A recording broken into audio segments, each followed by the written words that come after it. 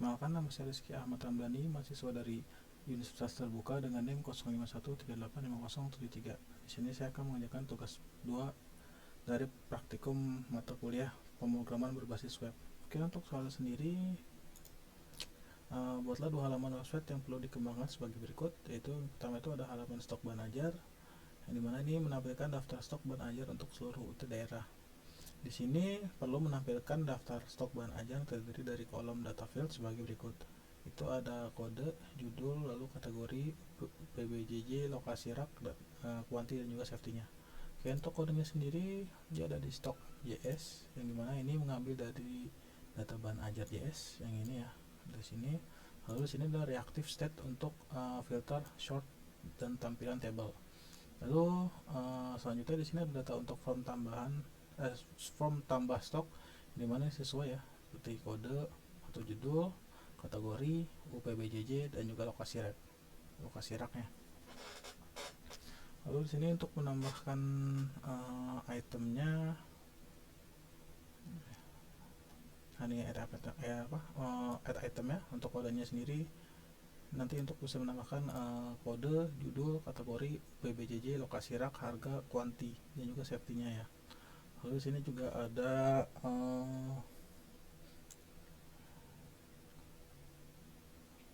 edit itemnya juga ada. Nanti juga bisa untuk mengeditnya. Nanti seperti saya contohkan nanti ya di cara ngeditnya gimana. Lalu di sini ada delete item yang dimana ini bisa menghapus data ya. Data nanti jika nanti telah berhasil nanti terhapus, data telah dihapus. Oke, berarti ini sesuai ya yang di sebelah sini untuk soalnya. Lalu terdapat fitur untuk mengedit stok data bahan ajar, dan juga terdapat fitur untuk melakukan filter stok dan sort data stok ya. Nah, ini tadi udah saya jelaskan ya, dari di editnya, edit item data bahan ajarnya. Lalu terdapat fitur sort untuk melakukan stok data stok ya. Nah, saya coba run dulu. Oke, saya menggunakan.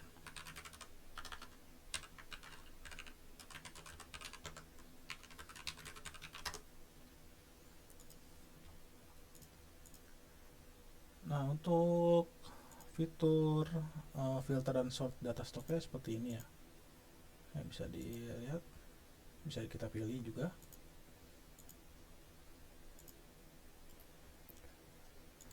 Lalu untuk data-data ini mengambil dari data bahan ajar ya, yang ada di sini diambil.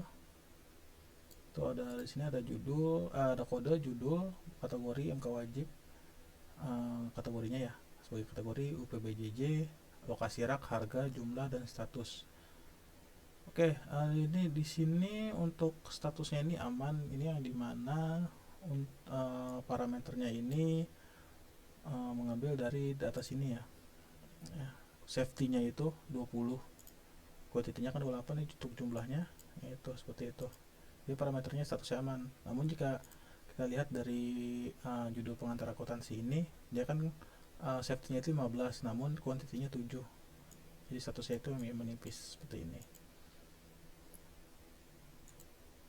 Lalu selanjutnya terdapat filter yang hanya menampilkan jumlah stok kurang dari jumlah safety stock ya. Maksudnya ini yang di sini ya, tampilkan stok data menipis atau kosong. Nah, di sini ketika dicentang maka menampilkan stok yang menipis atau kosong ya. Di sini datanya kebetulan yang menipis ya. Oke, selanjutnya terdapat fitur sort yang mengurutkan berdasarkan judul, stok, dan harga. Itu ada di sini. Nah, ini sortnya nih yang dimaksud, urutkan berdasarkan judul. Jika kita memilih judul, maka yang keluar itu berdasarkan abjad ya, B, D, P, dan P. Jika kita memilih jumlah, maka jumlahnya dari yang terkecil menjadi yang paling banyak, yang dari sedikit ya. Lalu kita harga dari yang paling murah menjadi paling mahal. Nah, seperti itu. Lalu terdapat filter dapat diset ulang atau reset. Nah, contohnya ini ya, yang kita klik dia akan reset. Lihat kan nih kategorinya harga ya, kita reset. Nah, kembali ke awal lagi. Oke, untuk code resetnya itu ada di sini ya, sebentar. Nah, di sini reset filter untuk kodenya. Lalu untuk filter UPBJJ-nya dia ada di sini. Nah, untuk filter ya, kodenya di sini ya untuk memfilter UPBJJ. Oke, selanjutnya di sini ada dependent options yang dimana kita memilih filter stok berdasarkan UT daerah dulu, baru akan memunculkan filter untuk kategori mata kuliah. Oke, di sini seperti ini ya. Ini kan kita belum memilih nih, jadi semua kategorinya masih ke lock. Nah, kita pilih dulu PBJ-nya dari mana, baru misalnya Jakarta. Nah, nanti dia kategorinya bisa kita pilih, baru bisa semua kategori atau MK wajib. Di sini kan Jakarta ada pilihan dua, bukan dua ya, satu aja MK wajib. Nah, seperti ini. Lalu misal Surabaya praktikum. Nah, seperti itu. Selanjutnya menampilkan status dari stok bahan ajar, memberikan status aman, menggunakan simbol yang memberikan tanda yang memberikan kesan aman atau teks warna hijau. Lalu memberikan status menipis menggunakan simbol yang memberikan kesan adanya warna ataupun warna yang berwarna orange ya. Lalu memberikan status kosong dengan menggunakan simbol yang memberikan tanda bahaya ataupun teks yang berwarna merah. Oke, untuk kodenya sendiri dia ada di sini ya. Dimana jika item kuantitinya kosong maka kosong ya. Lalu jika kuantitinya kurang dari item safety maka akan menipis ya, seperti itu. Nah, untuk tampilannya di sini ya. Nah, seperti ini. Di sini 28 aman statusnya, lalu 7 menipis ya. Ya, seperti itu. Lalu terdapat fitur untuk menambah data bahan ajar melalui formulir kecil dan melakukan validasi sederhana untuk setiap fieldnya. Oke, itu ada di sini ya, tambah bahan ajar. Yang mana ini untuk kodenya nih, tambah bahan ajar.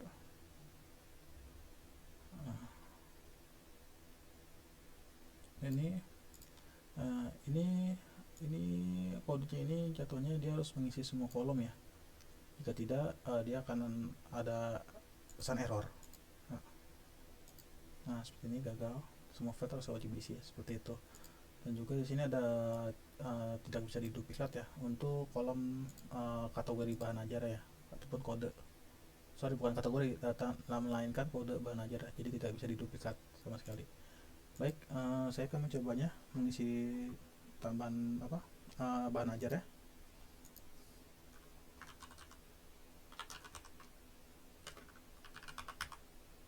Sini untuk judulnya sendiri IP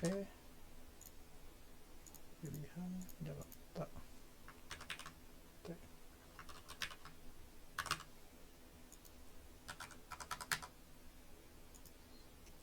Masukannya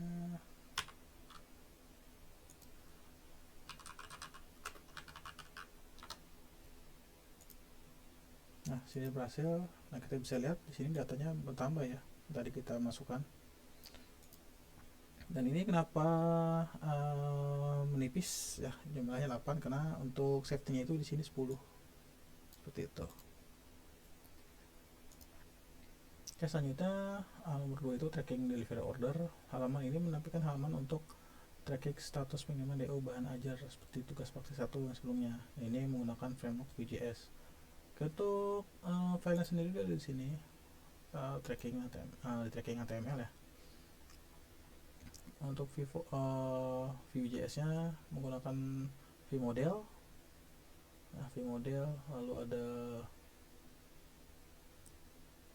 VIF dan juga V4. Ini mana ini pengulangan ya. Oke, lanjutnya terdapat fitur untuk menambahkan input delivery order yang baru. Itu ada nomor DO yang dimana tergenerate secara otomatis. Nomornya terdiri dari DO, tahun berjalan, dan sequence number. Oke, di sini ada di tracking pengiriman. Nah, untuk HPN seperti ini. Oke, di sini datanya sudah ada ya untuk nomor DO nya yang ini DO 2025. Lalu untuk tahun berjalannya yang ini ya, telah saya sebutkan tadi. Untuk scratch numbernya yang di sini ya, nah 001. Nah, jika kan ada nomor DO ini kan sudah otomatis tergenerate secara otomatis ya. Jika saya tambahkan nanti data barunya, maka ini masuk 2002 di bawahnya nanti. Lalu selanjutnya nomor barunya scratch numbernya dan menjadi 003. Oke, untuk kodenya sendiri dia ada di tracking app.js.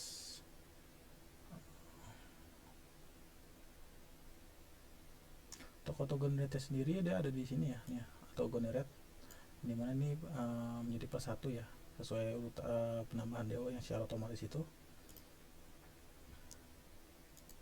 Lalu selanjutnya di sini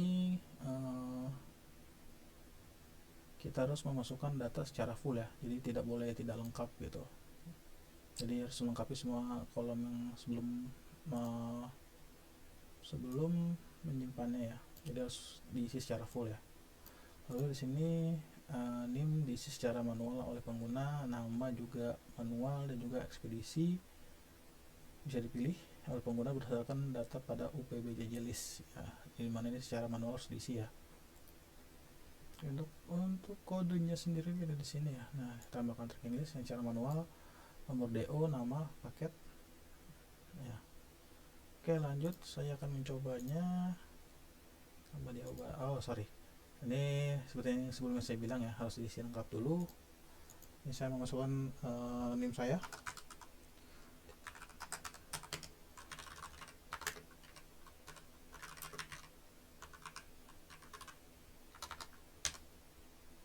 Di sini kita bisa memilih pilih regular atau express, lalu pilih paketnya IPS atau IPA. Ini untuk paket IPS sendiri mengambil dari data bahan ajar ya, yang ada di sini. Nah, seperti itu. Selanjutnya tanggal kirimnya saya masukkan tanggal 25 sebagai contoh. Lalu tambah DO baru. Nah, data berhasil disimpan. Sini kita bisa melihat datanya sudah masuk ya, dengan nomor DO 2026, lalu scratch numbernya 002, sesuai NIM, nama, reguler, ekspedisi reguler, paketnya apa, lalu tanggal kirim, dan juga total harga. Ini yang sebelumnya yang saya jelaskan, yang dimana ini jika kita memasukkan data baru lagi, maka scratch numbernya menjadi terupdate ya, jadi 003 nanti, seperti itu. Oke, selanjutnya tanggal kirim dapat diisi manual. Nah, seperti yang tadi ya, yang di sini dapat diisi secara manual dari tanggal, juga bulan, juga tahunnya.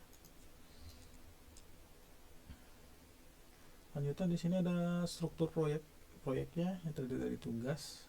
Ya, saya segini tugas 2. Terus index HTML, lalu ada tracking HTML. Nah, tracking, lalu ada CSS di sini. Lalu format JS-nya ada di sini. Lalu stock up JS dan juga tracking JS ini ya, stock up JS dan juga tracking up JS yang ini ya. Oke, cukup sekian dari saya. Mohon maaf bila masih ada kekurangan dalam penjelasan tugas 2 kali ini. Terima kasih.